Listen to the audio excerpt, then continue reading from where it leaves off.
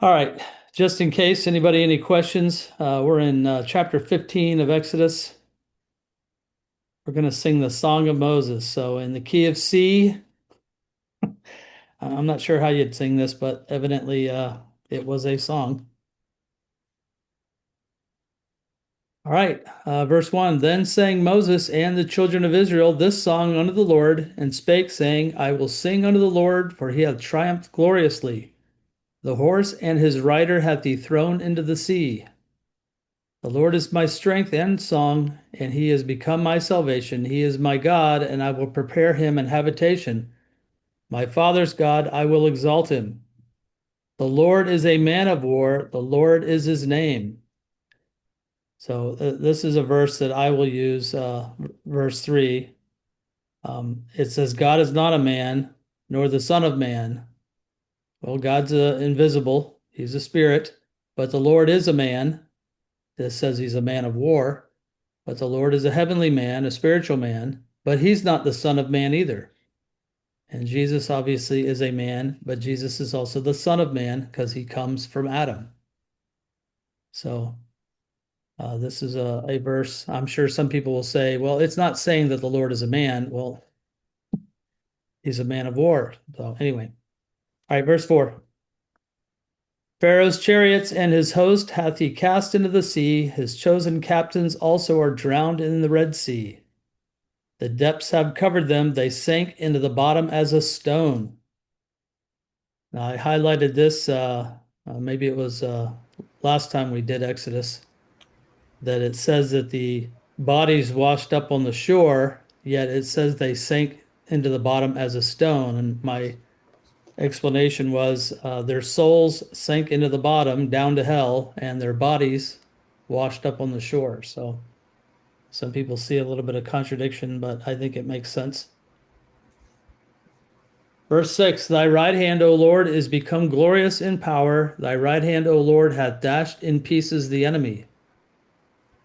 And in the greatness of thine excellency thou hast overthrown them that rose up against thee. Thou sentest forth thy wrath, which consumed them as stubble. And with the blast of thy nostrils the waters were gathered together, the flood stood upright as an heap, and the depths were congealed in the heart of the sea. So this was the one that I flashed forward to when we read chapter 14.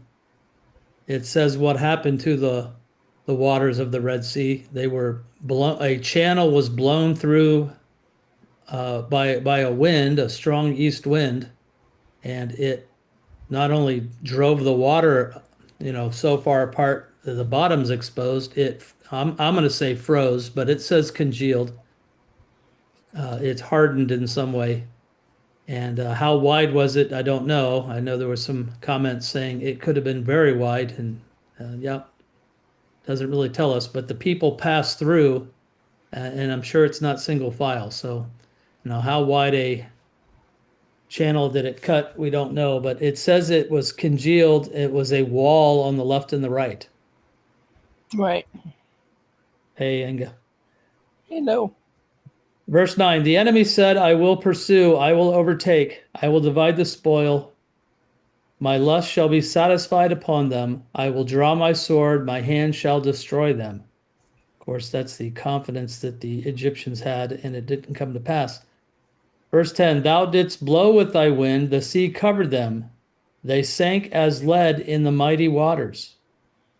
And I think I might have showed it last time. There's a verse that says that the breath of the Lord, melteth uh, the ice or something like that. And I don't know if that's the case here, but the water, the wind parted the sea, and then the wind, brought it crashing back to where it was. And of course, the Egyptians are still in the midst when that occurs. And of course, the Egyptians can't pursue them right away because God kept the pillar blocking them. I'm going to say until all of Israel have gotten all the way out or almost all the way out. So as the Egyptians are starting to cross, they have gotten out, and then he brings the waters crashing down.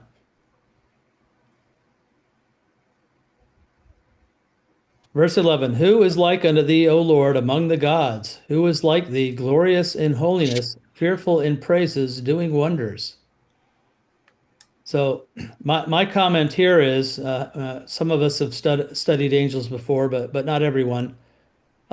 The gods are angels. They are heavenly men.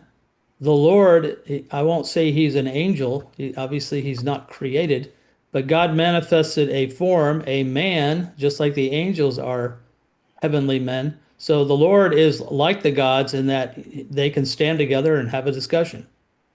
And that's why it says, who is like unto thee among the gods? Because he stands in their midst as the one ruling over them, but he is certainly different than the angels. He is God. So to me, it makes sense why such a comparison would be made in the scripture. Verse 12, thou stretchest out thy right hand, the earth swallowed them.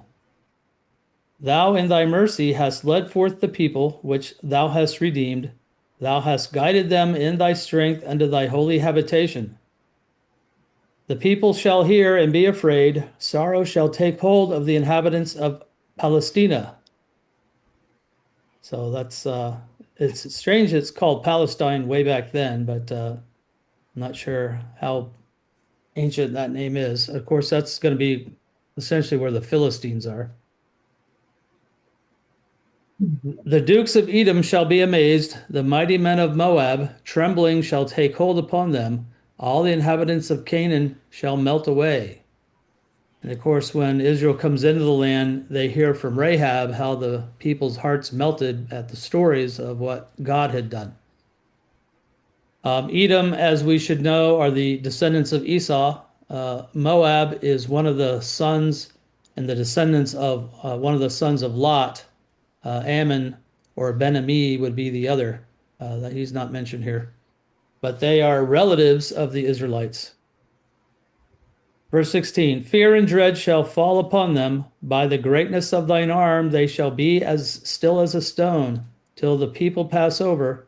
O Lord, till the people pass over, which thou hast purchased. Thou shalt bring them in and plant them in the mountain of thine inheritance, in the place, O Lord, which thou hast made for thee to dwell in the sanctuary, O Lord, which thy hands have established. The Lord shall reign forever and ever.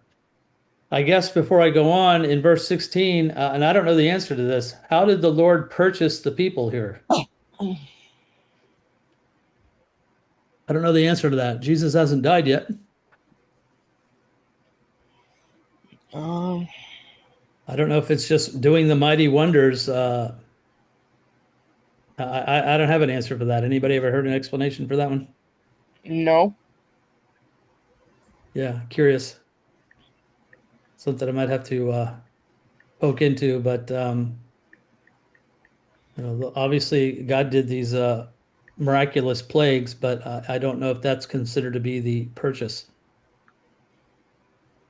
All right, verse 19. For the horse of Pharaoh went in with his chariots and with his horsemen into the sea, and the Lord brought again the waters of the sea upon them. But the children of Israel went on dry land in the midst of the sea. And Miriam, the prophetess, the sister of Aaron, took a timbrel in her hand, and all the women went out after her with timbrels and with dances. And Miriam answered them, sing ye to the Lord, for he hath triumphed gloriously. The horse and his rider hath he thrown into the sea. So not anything to make a big deal of, but this might be the only place Miriam's called a prophetess, and perhaps it's in singing this song that she's prophesying, but I don't really know. Um, not a whole lot of attention is drawn to Okay. her other than her rebellion. Did somebody have something? Okay.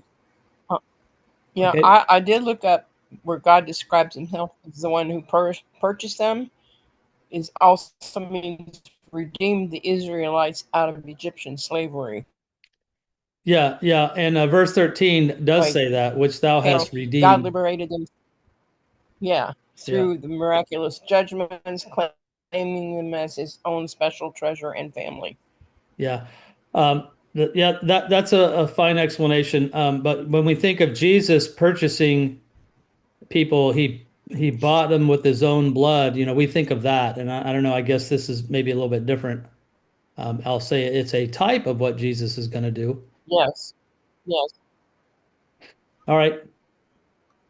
Thanks for digging that one out. Verse 22. So Moses brought Israel from the Red Sea, and Yeah. they went out into the wilderness of Shur, and they went 3 days into the wilderness and found no water. So again, you have mention of 3 days. It was told Pharaoh and even Moses that they would go 3 days into the wilderness, and 3 days is a picture of what in the scripture? Resurrection.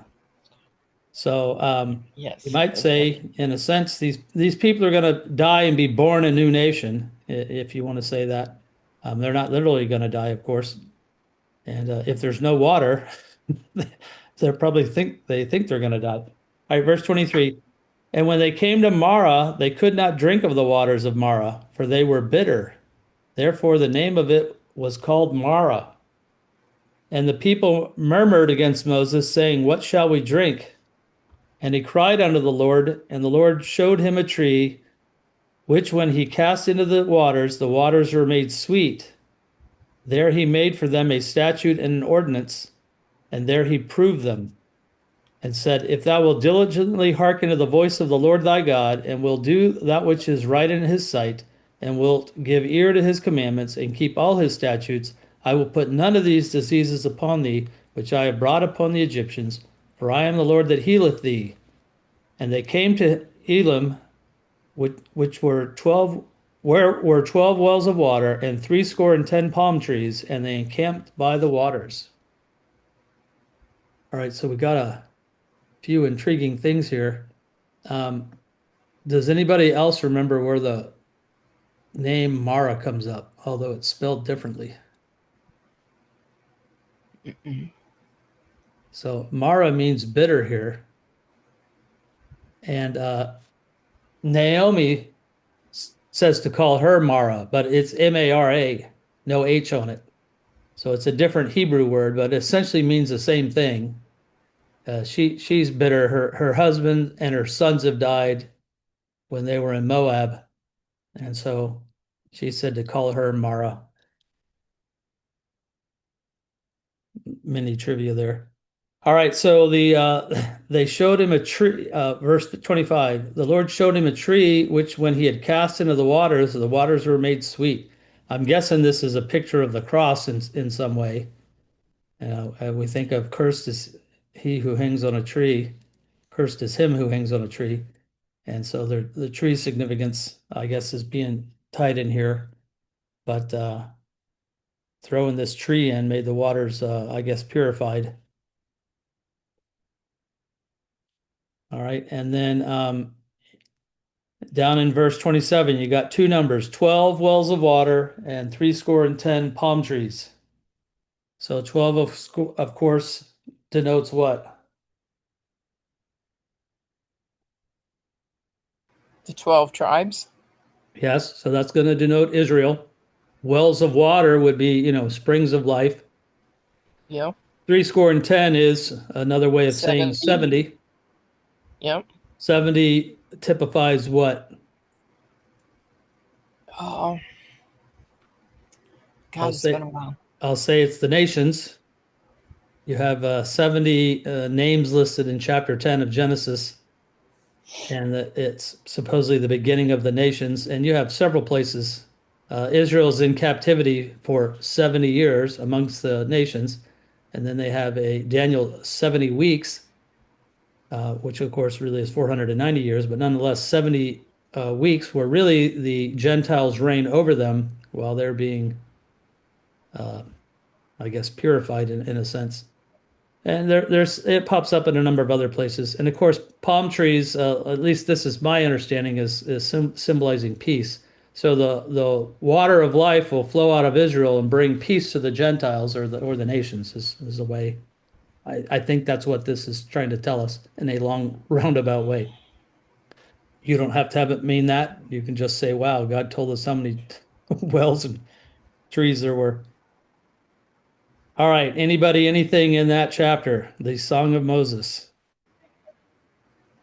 and the bitter waters made sweet. So as Israel comes out of Egypt, God's going to do some miraculous things where he's going to provide for them. And one of them is making the bitter water sweet. And there's going to be some other ones. And they're supposed to trust him, and yet they're not going to. So I've heard there's five miraculous things that he does, but I don't know if you want to count the plagues as one. Maybe you can start with that, but we'll see here in the next couple chapters what else we see. Okay. All right. If there are no questions or comments, we'll press on to chapter 16.